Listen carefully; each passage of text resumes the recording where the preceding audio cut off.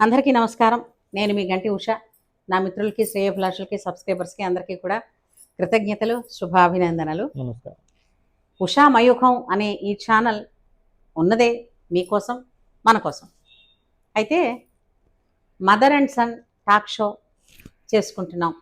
మంచి మంచి సినిమాల గురించి, కుటుంబ కథా చిత్రాల గురించి, అట్లాగే మంచి మంచి సినిమాల ద్వారా వచ్చేటువంటి మెసేజ్ గురించి మాట్లాడుకుంటున్నాం కదా.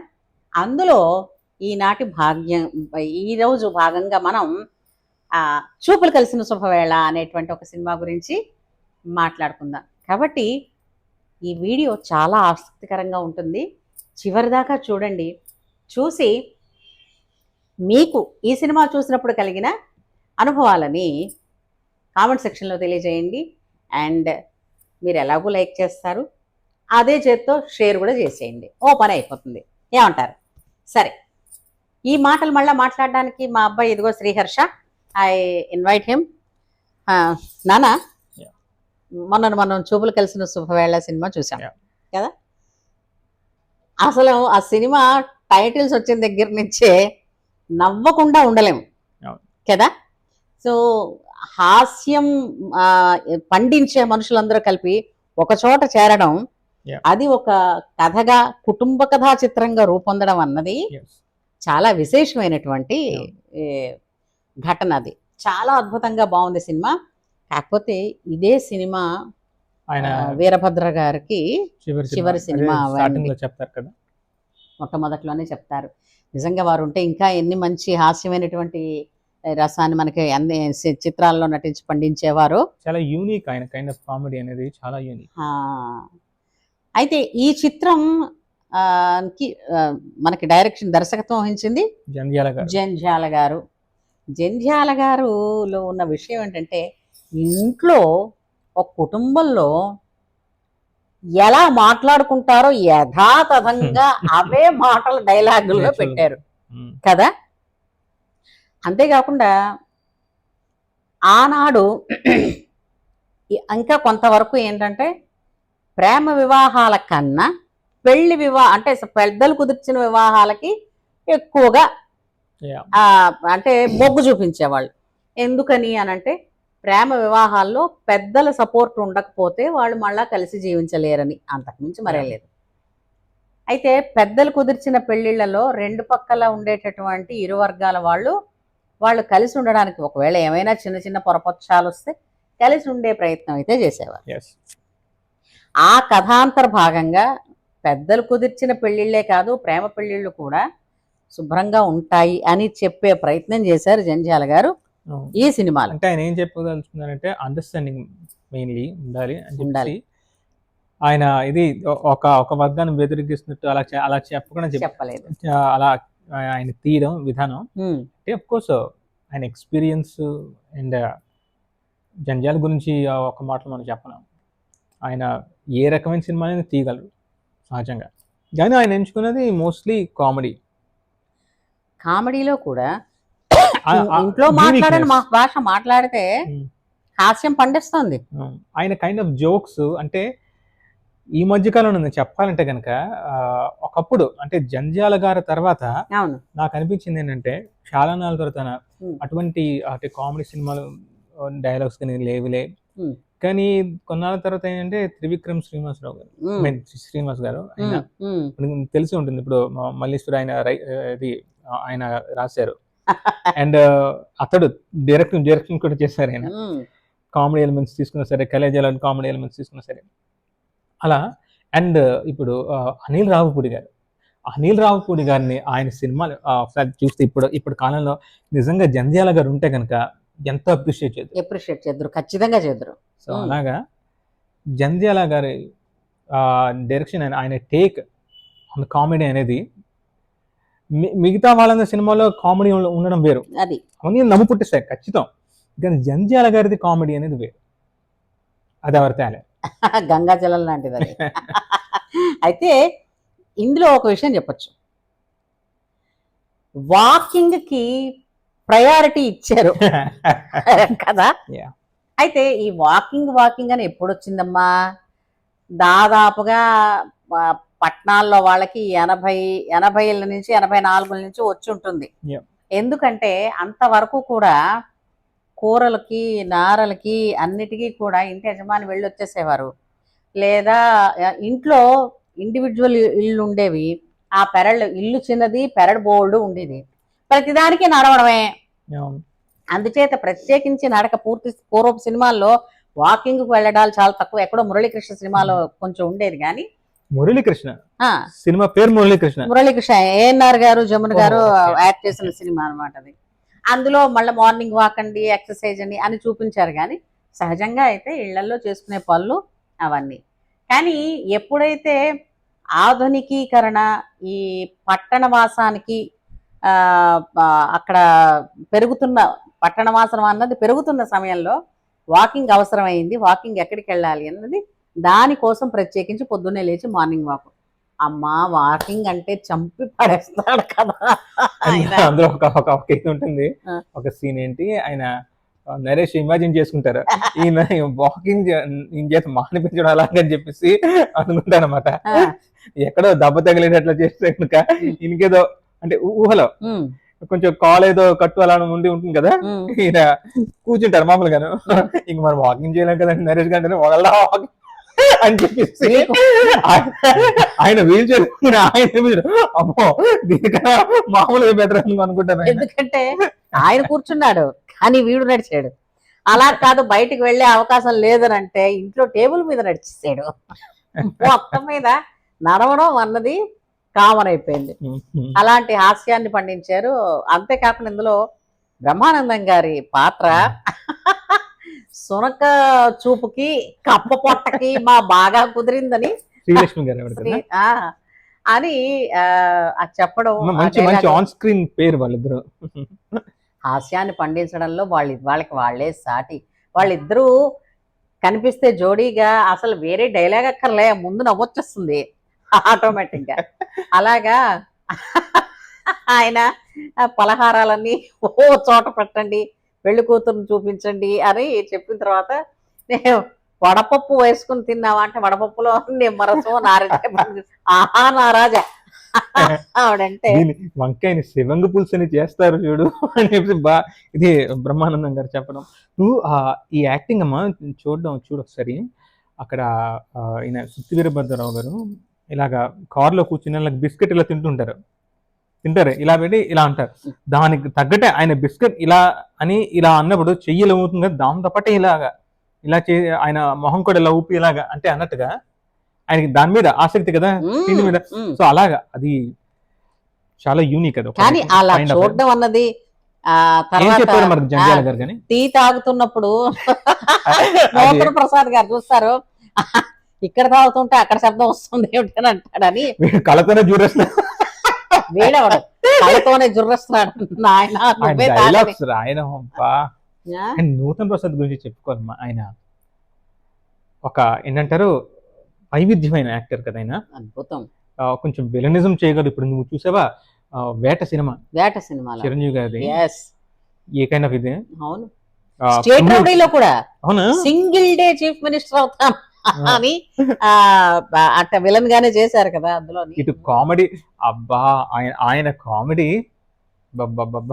అద్భుతంగా అంటే ఆ నేటివిటీ చూసావా. ఇప్పుడు పాలేళ్ళు గాని ఇలాంటి వాళ్ళు ఎలా మాట్లాడతారో అలాగా ఏంటంటారు, బ్రహ్మానందం వచ్చి ఈ సినిమాలో వస్తారు పెట్టుకుని ఈయన ఇంటికి వస్తారు, పాలేలాగా వేషం వేస్తుంటారు. అంతా బాగున్నారు బాబా అంటే వాళ్ళ యాస. అంటే మారు వేషంలో ఆయన నిజాలను రాబట్టచ్చు, తెలుసుకోవచ్చు అన్న ఉద్దేశం కూడా అలాగా రావడం. అంతేకాదు ఆయనకి పాదపూజ చేస్తుంది వాళ్ళ ఆవిడ. ఆయనకి ఒక పనివాడి వేషంలో ఒక ఆయన ఉన్నారు, ఆయన ఏడ్చి నాకు మా ఆవిడ బడిత పూజ చేసింది. ఆవిడ బడిత పూజ అంటే ఏమిటి, అది కూడా చేయకు, ఇంతవరకు చేసిన పుణ్యం కాస్త పుచ్చి పురుగులు పట్టిపోతుంది. ఏమి డైలాగ్స్ అండి బాబు, ఎంత నవ్వుకున్నాము. అలాగే ఇందులో కొన్ని పనికిమాలిన సెంటిమెంట్లు పెట్టేస్తుంటారు చూసారా. తాయెత్తు కట్టి నువ్వు ప్రేమించిన విషయం మొదట ఆయమ్మకే చెప్పాలి, లేకపోతే పిట్ట తుర్రమంటుంది అని దానికి ఎక్స్ప్లెనేషన్ కూడా ఇచ్చారు చూసావు జంజాల గారు మోహన్ చేత.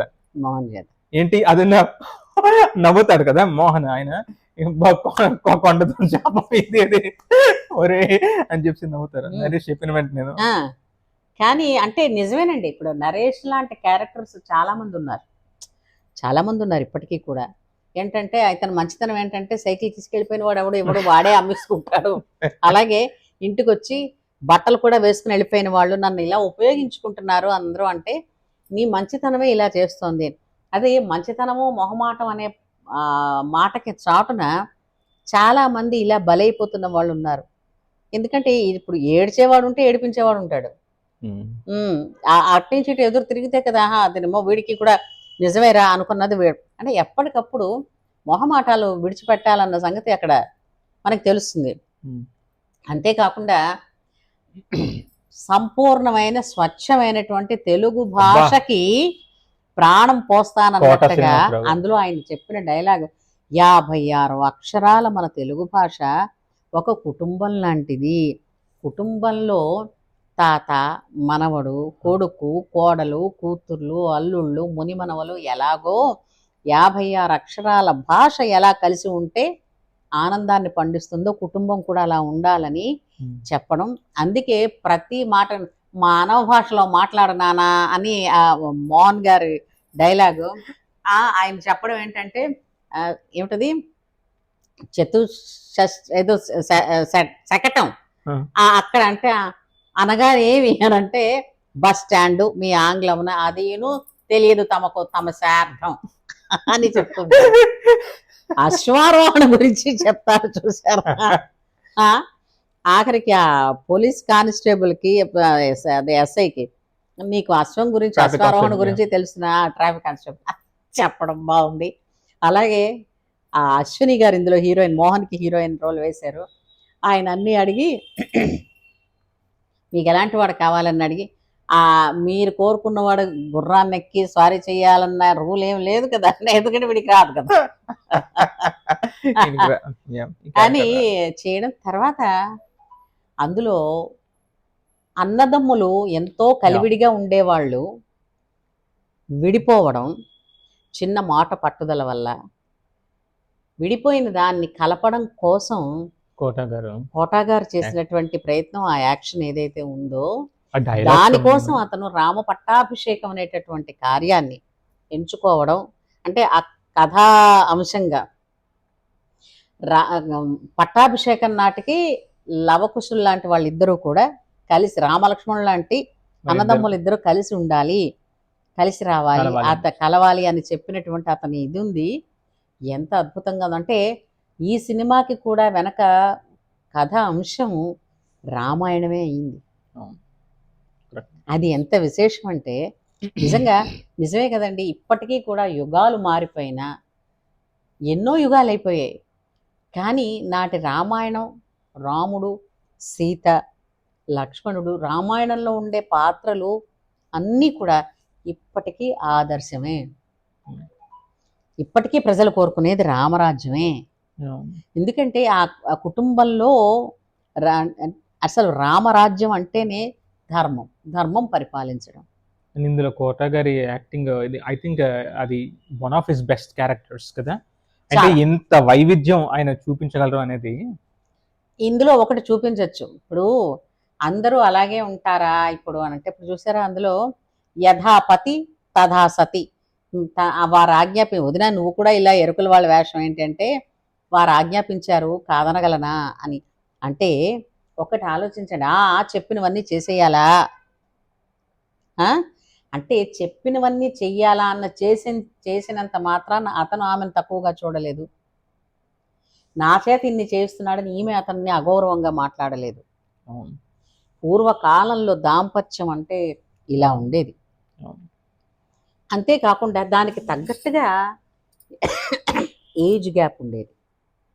ఇప్పుడేంటి ఏజ్ గ్యాప్ అంటే చాలా వెనకబడిపోయినట్టు అయిపోతుంది అని చెప్పేసి మాకేం పర్వాలేదు అప్పటికప్పుడు అంటున్నారు. దానివల్ల ఏంటవుతుంది అని అంటే వెంటనే చూడండి, అన్నదమ్ములు చిన్నప్పుడు దెబ్బలాడుకుంటారు. ఎందుకనంటే చాలా దగ్గరగా పుడతారు కాబట్టి, అప్పచెల్లెళ్ళైనా ఒక పోటీ ఉంటుంది. అవును. ఆ పోటీ ఆరోగ్యకరంగా ఉండాలి. భార్య ఒకప్పుడు పొరపాటు చేయబోతే భర్త సరిదిద్దాలి. భర్త పొరపాటు చేయబోతే భార్య సరిదిద్దాలి. దీనికి రామాయణంలో కూడా చాలా ఉదాహరణలు ఉన్నాయి. అవును. అలాగా ఇప్పుడు ఎవరు వింటున్నారండి అని అంటే అంత అవకాశం ఎక్కడిచ్చారు? ఏరా ఒరే అని పిలుచుకుంటున్న రోజుల్లో. కోర్స్ ఇప్పుడు కాలం ప్రకారం అలా పిలుచుకోవడం వల్ల ప్రేమ తగ్గిపోయిందా అంటే అని కాదు. అవును. కానీ ఇప్పుడు మా జనరేషన్ వాళ్ళకి కొత్తన్న అలవాటు చేసుకున్నాం. ఇంకా పాతకాలం వాళ్ళు ఏమనుకుంటారంటే ఏమని పిలుస్తున్నారు, ఎలా పిలుస్తున్నారు, అదొక వేడుకగా అనుకుంటారు వాళ్ళు. అండ్ ఇందులో చెప్పవలసింది ఏంటంటే మోహన్ గారు, ఆయన ఇన్ఫాక్ట్ నాకు చెప్పాలంటే తమిళం నుంచి వచ్చిన వల్ల అప్పట్లో మోహన్ నాకు one of my favourite actors. ఆయన ఇంకోటి అంటారు ఏంటంటే తమిళంలో మోహన్ ఇళయరాజా కాంబినేషన్ అనేది ఇళయరాజా అప్పట్లో దీనికి తెలిసిందే. ఇళయరాజా గారు మ్యూజిక్ ఆయన ఉంటే సినిమా ఉంటే చాలు కనీసం 50 రోజులని చెప్పి ఆ రోజులు చాలా ఎన్నో ఏళ్ళు గడిచాయి. సో అలా మోహన్ ఇళయరాజా అంటే ఒక ఇది అందులో పాడు నిలావే అని ఒక సినిమా ఉన్నది, ఇది తమిళంలో నదియా గారిని తెలిసి ఉంటారు, అత్తారింటికి దారిలో అత్తగా వేశారు. ఆవిడను మోహన్ గారి కాంబినేషన్ వచ్చిన ఆ సినిమా అందులో పాట ఉన్నది, మలయోరం వీసుం కాత్రు, ఆ పాట అని చెప్తున్నది. అంటే అది నేను తమిళంలో అంటే అప్పుడు తమిళం ఇది నేర్చుకుందాం అని చెప్పి సినిమా చూసినప్పుడు నాకు ఫస్ట్ అంటే కొంచెం తెలుసుకున్న పాట అన్నమాట అది. అలా అందరికి ఇంకోటి ఇది తెలిసింది నేను ఆయన గురించి మౌనరాగం అందరికి తెలిసిందే, ఏం బ్యూటిఫుల్ మణిరత్నం గారిది. అండ్ ఇంకోటి ఏంటంటే పయనంగల్ ముడివెదెల్లై, అదో తమిళ సినిమా ఉన్నది. అది కొన్ని ఇది ఏరియాస్ లో అయితే ఏడాది పైన ఆడింది అన్నారు. అందులోని పాట ఇళయనిలా పుయ్యిరదే, ఇళయరాజా గారు. మళ్ళీ అటువంటి ఆయన అంటే ఆయనకి ఏంటంటే ఆయన ఇది పెద్ద పెద్ద వాళ్ళు ఎవరైనా వస్తే కనుక మరి నమ్మకం ఎలా ఉంటుందంటే మోహన్ గారిది ఇంకా సబ్జెక్ట్ గురించి అంటే పెద్దగా అంటే ఆల్రెడీ నమ్మకం వచ్చేసినట్టే. ఇప్పుడు జనజాల లాంటి వాళ్ళు వచ్చారంటే కనుక నువ్వు సబ్జెక్ట్ ఏమిటి అని అడుగుతా అంటే సహజంగా జనరల్ గా అయితే అడుగుతాం కానీ అది డెప్త్ గా అడగక్కర్లేదు. సో నమ్మకం వదిలేసి ఆయన చేయడం అనేది మోహన్ కి ఇది ఉన్నది. ఆయన ఇంకోటి ఏంటంటే ఒక్కొక్కప్పుడు ఆయన అడుగుతూ ఉంటారు ఏంటంటే ఈ సినిమాకి ఏమైనా ఇళయరాజా గారు చేస్తారా ఏమంటే అని చెప్పేసి అప్పుడప్పుడు అడుగుతూ ఉంటారు. అంటే ఆయన కాంబినేషన్ ఎటువంటిది మోహన్ ఇళయరాజా గారి కాంబినేషన్. సో ఆ సంగీతం గురించి చెప్పాలంటే ఈ సినిమాకి సంగీతం ఇచ్చింది రాజన్ నాగేంద్ర గారు. అండ్ మంచి పాటలు ఇందులో ఏంటంటే సిరిమల్లె శుభలేఖ పాట బాగుంటుంది, అది బాగుంది. నిన్న మొన్న ఇదే ధ్యానం, అలాగే ప్రేమ వర్ధిల్లవే అదొక పాట. సో అవి చాలా చాలా బాగున్నాయి. అవును, అయితే తమిళ్ నీకు వచ్చు అనమాట బాగా? లేదు, అసలు తమిళ్ నాకు రాదు, అంటే కొంచెం కొంచెం అర్థం చేసుకోగలను, కొన్ని పదాలు నేను మాట్లాడగలను. కానీ తమిళ పాటలు బాగా తెలుసు అంటే తెలుసు అంటే నేర్చుకున్నాను అనుకుంటున్నారా కొంచెం చదవగలవేంటి అంటే అక్షరాలు బట్టి కొన్ని చదవగలను. అంటే అప్పుడు సినిమాలను చూసాను చూడండి, జానీ సినిమా చూసాం, కొంచెం మాట్లాడగలరట, కొంచెం అర్థం చేసుకోగలరట, కానీ నాకేం రాదని చెప్తున్నా. అంటే మహేంద్రన్ అంటే నాకు సినిమా చూడడం వల్ల ఏంటంటే మహేంద్రన్ గారి సినిమాలు అంటే ఇష్టం. బాలచంద్ర గురించి ఇంక చెప్పేది ఉన్నది, భారతీ రాజా గారు, అలాగే అండి మణిరత్నం గారు. సో అండ్ నాకు కొన్ని ఫేవరెట్ సినిమా ఉన్నాయి ఎప్పటికీ. నాకు ఏంటంటే తమిళంలో మహేంద్రన్ గారు తీసిన జానీ సినిమా అంటే కనుక చాలా చాలా ఇష్టం. అది రజనీకాంత్, నీకు తెలుసు తెలుగులో కూడా ఉంది అది జానీ, అది ఆయన డ్యూయల్ రోల్, ఒకరు విలను ఒకరు హీరో అన్నమాట, శ్రీదేవి గారు. అది one of Rajinikanth best movie. So అయితే ఈ చిత్రంలో టైటిల్ ఉంది కదా, చూపులు కలిసిన శుభవేళ అన్నది, అది పాట ద్వారా వచ్చింది కదా మాయాబజార్ సినిమాలో. అబ్బో అద్భుతమైనటువంటి హిట్ సాంగ్ అప్పుడు మా పాటలు ఎన్ని ఉన్నాయని ముందు అడిగేవాళ్ళం, ఏదైనా సినిమాకి వెళ్ళేటప్పుడు ఎన్ని పాటలు ఉన్నాయి, ఎన్ని రీల్స్ ఉన్నాయి. ఎందుకని ఎప్పుడో తప్ప సినిమాకి పంపించరు ఎవరును. వెళ్ళింది ఏదో కాస్త ఎక్కువసేపు కూర్చోవాలని 16-17 పాటలు ఉన్నాయంటే అబ్బా అమ్మయ్య చూస్తాం, కిట్టుబాటు అవ్వాలి కదా టికెట్ కొన్నందుకు అనుకునేవాళ్ళు. అలాగా మాయాబజార్లో అద్భుతమైనటువంటి పాట, నాగేశ్వరరావు గారు సావిత్రి మీద పిక్చరైజేషన్ అయినటువంటి పాటది. ఘంటసాల గారు లీల గారు పాడినటువంటి పాట. ఆ పాటని ఈ సినిమాలో సినిమా టైటిల్గా తీసుకోవడమే కాకుండా పాటగా టైటిల్ వేశారు. సాంగ్ కూడా ఉంది. ఆ సాంగ్కి అభినయం వీరభద్రరావు గారు, నరేష్ గారు. ఆయన అంతా పాడైంది అయిన తర్వాత శృతి వీరభద్రరావు గారి ఇది డైలాగ్ ఏంటంటే నా చేత పాడిచ్చి సినిమా వాళ్ళ దానిలో నన్ను పడేటట్టు చేసి అయితే అక్కడ ఏదో జరుగుతోందేమో షూటింగ్, రాజశేఖర్ గారు కనిపించారు కదా, డైరెక్టర్ గారు కూడా కనిపించారు. అంటే ఆ క్షణాన రాజశేఖర్ గారి మూవీ కూడా అదేదో అవుతుందేమో, రాజశేఖర్ గారు ఆ సాంగ్ సీన్ లో ఒక చోట కనపడతారు. కానీ చూపులు కలిసిన శుభవేళ అదే పల్లవి పెట్టిన ఈ సినిమాకి తగ్గట్టుగా చరణాలు మార్చి అద్భుతంగా వాటిని పాడించారు చాలా చక్కగా. అంటే మొట్టమొదటిసారి చెప్తారు ఇద్దరు మగవాళ్ళ మధ్య డ్యూయెట్. నరేష్ అంటే దీనికి ముందే వచ్చిందా ఆయన ఇంకో సినిమాలో అది చిత్రం బడారి విచిత్రం, అది నాకు ఐడియా లేదు. కానీ అందులో ఈయన స్త్రీ పాత్రగా వేసింది మాత్రం చాలా అద్భుతంగా ఉంది కదా, చాలా అందంగా ఉన్నారు. అంటే కొంచెం నటన కూడా, అంటే నాట్యం కూడా తెలిసినట్టుంది. ఆయన కాస్త నాట్యం ముద్రలు కూడా వేశారు, ఆయన బాగుంది. మొత్తం మీద ప్రేమ వివాహాలు చెడిపోవు, పెద్దలు కుదిర్చిన వివాహాలు ఎంత పటిష్టంగా ఉంటాయో ప్రేమ వివాహాలు కూడా పటిష్టంగానే ఉండగలవు అని పిల్లలు పెద్దవాళ్ల చేత ఒప్పించగలిగినటువంటి కుటుంబ కథా చిత్రం ఈ సినిమా. తర్వాత అంతేకాకుండా దీనిలో రామాయణ కథాంశం ఉన్నది కాక స్వచ్ఛమైన తెలుగు భాష ఉంది. కాబట్టి ఆ తెలుగు భాష గురించినటువంటి ఆ తెలుగు భాష యొక్క విలువ తెలుసుకోవాలి అని అంటే మాత్రం ఖచ్చితంగా అలాంటి సినిమాలు పిల్లలకి కూడా ఇప్పుడు వాళ్ళకి ఏంటంటే అది కొన్ని పదాలు కూడా యూజ్ చేస్తారు. ఇందులో కోట గారు యూజ్ చేసిన పదాలను వింటే కనుక ఇప్పుడు వాళ్ళు ఏమంటే this is like sophisticated Telugu అంటారు, కానీ అది యాక్చువల్ తెలుగు కదా. అసలు నిత్యం ఇంట్లో మాట్లాడేవారు ఇలాంటి మాటలన్నీ. చూసావా ఇదే జంజాల గారి ఇంకో సినిమాలో చివరన ఇట్లు సుంఠ పరంధామ అని రాస్తే ఇది బాగుందండి అయ్యా, ఏది సుంఠ పరంధామ బాగుందండి అయ్యా అంటారు కదా. సో అలాగా అచ్చమైనటువంటి స్వచ్ఛమైనటువంటి కల్తీ లేని తెలుగు నేర్చుకోవాలన్నా తెలుసుకోవాలన్నా అసలు అంతవరకు ఎందుకు ఆనాటి సినిమాలు ఈ కాలం పిల్లలకు అర్థం కావు. ఎందుకంటే ఆ తెలుగు ఇంట్లో మాట్లాడేవాడు చచ్చాడు. కానీ జంజాల గారి సినిమాలో కామెడీకి ఇప్పటికీ బాగా నవ్వొస్తాయి. అవి చూడడం వల్ల కొన్ని తెలుగులో పదాలు తెలుస్తాయి. ఇంతకే కాకుండా వినోదంగా ఉంటుంది. చూసారా మనకి ఆ పద వినోదం అని చెప్పేసి క్రాస్వర్డ్ పజిల్, తెలుగులో క్రాస్వర్డ్ పజిల్ ఉంటుంది కదా, అవి కూడా నేర్చుకుంటే తెలుగులో ఎన్ని పదాలు ఉన్నాయన్న వొకాబులరీ కూడా పెరుగుతుంది. ఇంకోటి ఏంటంటే డాక్టర్స్ కూడా చెప్తారు ఇప్పుడు నవ్వితే కనుక హార్ట్ పంపింగ్ కి చాలా యూస్ఫుల్ అవుతుంది, అంటే హెల్తీ హార్ట్ పంపింగ్ కి.